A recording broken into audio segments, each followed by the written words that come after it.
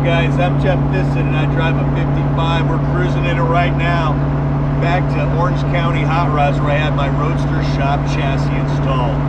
Had a lot of questions. Is a Roadster shop chassis worth it? What's it like driving a Roadster shop chassis 50,000 miles? I'll tell you about it. Good luck for the ride.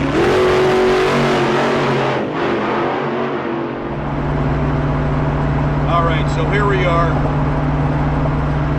on the 10 freeway, Interstate 10. Good Guys was last weekend. Last show of the season, Good Guys Scottsdale. So started at 62,300 and something miles. I got a picture of it. I can post the picture. 62,000 miles. And scroll through my decoded digital gauge package. And right now we're at 85,696. 64 to 62 to 85. Trans temperature is 182. It's almost 24,000 miles this year. We did 26 last year, so that makes 50,000 miles for the Roadster shop chassis. It's amazing. Simply put, it is amazing. I mean, driving down the freeway, there's no drama. It's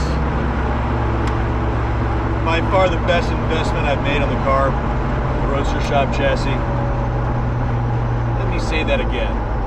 The Roadster shop chassis is by far the best investment I've made on this car. It changed the ride. Amazing. Literally a night and day difference.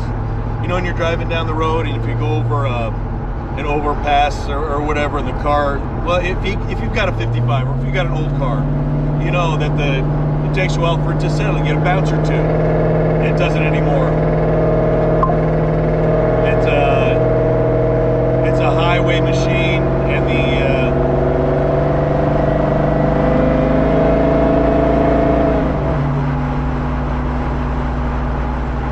so this is the car. It's a Roadster shop chassis powered by a Gandridge Chevrolet LSX 376 B15 with a Whipple 3.0 3-liter hot rod supercharger and a Wagner front accessory drive. It was assembled and tested and tuned on the dyno at Wagner by Casey Wagner up there in Wisconsin last year. And it's behind that is a Gearstar Pro 4L80E with the Yank billet converter. Behind that is a Gear Vendors overdrive. So yeah, I got two overdrives. The goal with this thing was to do the Silver State Classic, and you got to do 120 miles an hour. We're doing 80 miles an hour right now, and it's at 2,200 RPM. It's 80 at 2,200 RPM. The coolant temperature is 190. We're full of fuel. We just got fueled up back in Forsyth, Arizona. After the gear bender, so I love that gear bender. So you can turn it off if you want. I got to switch to turn it on, but it's seamless. I just leave it on and let it work. It's got a TMI interior. You can see I got a cup holders. Love the that as well with the chassis. So there's no and the buckets, they've got a little bolstering on them. Super comfortable. I love them. All right, so for the Gear Vendors overdrive, behind that is a QA1 carbon fiber drive shaft. I think the U-joints in it, 1350 U-joints, I believe. I think the U-joints in it way more than the drive shaft itself. Is amazing. We went up to QA1 and got a tour of the place and saw how they made them, and they got the weaving machine that puts it together. It's pretty amazing. Very cool stuff. Super light, and they are super strong. If one happens to go, instead of a normal drive shaft, how it can bend and come apart and do lots of damage to the car and you. The carbon fiber drive shaft doesn't do that. They just kind of splinter and they stay together.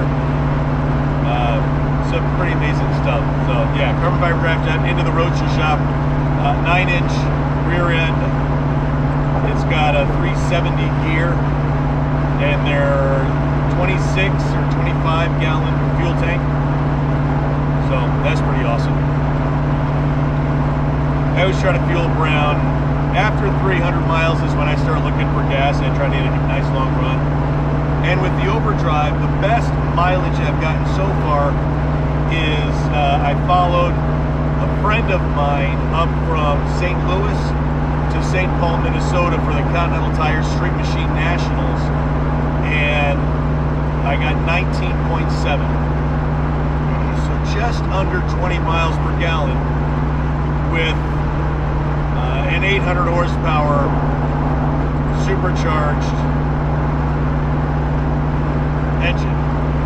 That's to me, that's amazing in this day and age. You fill it up with gas, have 800 horsepower, and the drive-by-wire system is that's what gets me the most. The old LS had it was a drive-by cable, a real drive-by cable, an actual cable. So it just not as responsive in this. My Dakota Digital, I got the speed display, the tach, fuel, and water temperature. So the tach gauge, we're at 22, 10, 2200. So if I just ease into it, 23, 20, 23, we're now at 85, and it doesn't kick down. So the old engine, if I would start to press on it, it would kick down the transmission and suck down gas. I try to save gas. So anyways, this, yeah, it's pretty cool. You can monitor everything with the Dakota Digital. I've got another BIM. It's an expansion module, and a bus, I think, expansion module. You can look it up online. Justin will tell you all about that stuff, I'm telling you. So they will, and they link up. So I've got one BIM to monitor my Holly ECU. That's a Holly Dominator, and another one monitors, I've got a transmission temperature, a sensor welded into my transmission pan, the transmission pan, so we can monitor the trans temp. And also a boost sensor, so it'll monitor what kind of boost we're putting in. I just give it a little click. Or to the other, there's different menus on this that we can scroll through. It's a pretty awesome setup. And I know I've gone too long without saying this, but I love my purple sparkle steering wheel. If you don't, that's on you. It's yeah. If you want to know about it, let me know in the comments, and I'll tell you about it in another video. I love my purple sparkle steering wheel, and I've got the Dakota Digital. You link up to it on your phone. There's an app, Bluetooth. So you click on that the menu button down there while you're starting it, and that's how you link it up through the Bluetooth. And you can scroll through and change out however many colors. I don't know how many thousands or hundreds of colors you can customize it to. And I got to slow down on the. They're all standing around. Yeah. Good job, guys.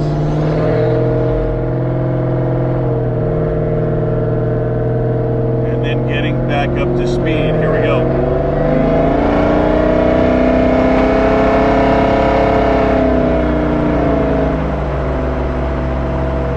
It's just rolling into it. I wasn't even floored, and we're at 80.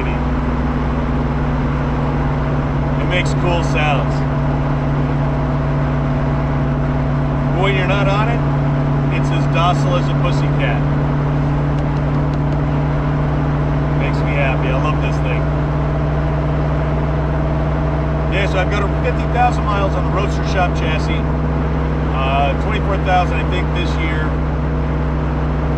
Continental tires have taken me, to all those places.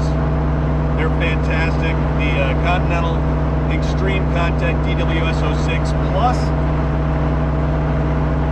Yeah, fantastic tires. And behind those, I already had them when I got the Roadster Shop chassis, so we swapped them over. They were Willwood 6-piston calipers on front, 4-piston in the back, Willwood disc brakes. That was one of the first upgrades I did on this thing. It had, I forget what they were. I think there were drums in the front when I first got it. But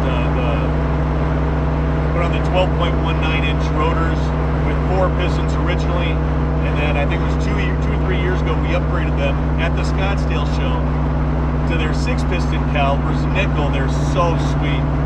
And then just on Friday, a couple days ago, Willwood Mike in the parking lot with this thing up on jacks, and purple, sparkly brake, not the discs, that was a cool gas station back there. I'll put a picture of it, I've been there before. Just beyond Desert Center a little bit ago. We had gold sparkly brake calipers, and they're 6-piston. And the discs increased from 12.19 inches to 12.88. They rounded up to a 13-inch rotor. So I will do it's a 13-inch rotor. It fits and it completely fills up. You got to have a minimum of a 17-inch wheel. And yeah, so it fits in the 17s. It looks awesome. And he said he ceramic coated them, so they'll be super easy to clean, which is good. And yeah, like Cotton says, I'm dirty, so that's why I got the dark TMI interior, because dark hides dirt instead of the light inserts. So anyways, there's a rundown of the 55. I've had it over 10 years. I know I put 100,000 miles on it.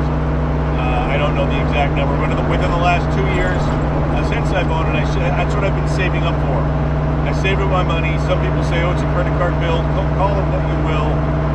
I saved up my money for a long time because I wanted a Roadster Shop chassis. And it's funny, I went from Roadster Shop initially to, I wanted Art Morrison initially. And then at the Chicago Auto Show, Chris and Linda Jacobs told me the merits of a Roadster Shop chassis, and sold me on it. Like, well, Roadster Shop has the what's that? The second gen Camaro is a Rampage in the Colorado. They build stuff to beat on, and I always thought that was really cool. So, and now their Legend series is just phenomenal. I want a Suburban from them. So I've been saving up for a long time for the Roadster Shop. It was Art Morrison, and then Chris and Linda Jacobs convinced me for a Roadster Shop. Like, all right, Roadster Shop, and I'm saving up, and then Pat Sheely tells me Speed Tech. It's like, oh wow, okay, so Pat can pretty much do whatever he wants. And I figure if Pat sold on Speed Tech, and he told me all their attributes one afternoon, I think it was one weekend at one of the Racing Birds event in Fontana. And so I was sold on the Speed Tech. I was like, all right, I talked to Roger, drove up to their place in St. George, Utah, and I took a tour of the facilities. Was ready to pull the trigger when I learned that I would have had to cut the firewall to fit the engine on in the chassis and everything. Cut the firewall in the transmission tunnel. It's like I don't want to cut the transmission tunnel, and I want to keep my bench seat. I don't want buckets because it's a station wagon. It's the old wagon. We're at 84. It's just effortless power all day long.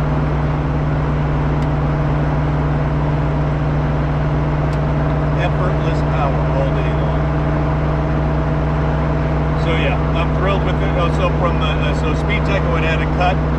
I didn't want to cut, and so I talked to Phil over the Roadster Shop. And Phil told me there's no cutting; it's a drop-in. So I told him, all you do is tell him if you want headers. I got Ultimate headers added onto it. I got the brake lines added onto it. I got it powder coated. I got their gas tank. I checked off all those boxes, so you can go online and check all the boxes, see what it costs. I paid up. Yeah, I paid to play, and it's fantastic. So Speed Tech is more competition. Don't be don't get me wrong, any and all of those chassis, Art Morrison, Roadster Shop, and Speed Tech, are all great upgrades from a stock chassis. I just happened to a Roadster Shop, and I got the spec chassis, which is their basic package. They used to start at $999 or $99.99, you know, 10 grand. I think they're more than that now. They may start at 13 or 14 grand now, 13,999. I don't know. Look up. You can go to roadstershop.com and check them out. I mean, it is rack and pinion steering. I got the single adjustable shocks because I don't race it, and I should. I need to autocross and I want to. But it's one thing I would like to have, you know, in the new cars, if you just tap the lane signal change here, you tap it and it does 3 times. I love that. But it's an old car and I don't have cruise control. But it's an old car and I love driving it. So there you go, 50,000 miles in the Roadster Shop chassis. I'm going to Orange County Hot Rods now. We'll put it up on the lift, have them give it a once over, see what's going on, and I will let you know what's going on. Thanks for watching. Let me know if you guys have any questions. Thanks for coming along for the ride. And yeah, I'm Jeff Disson. I drive a 55. Adios, amigos.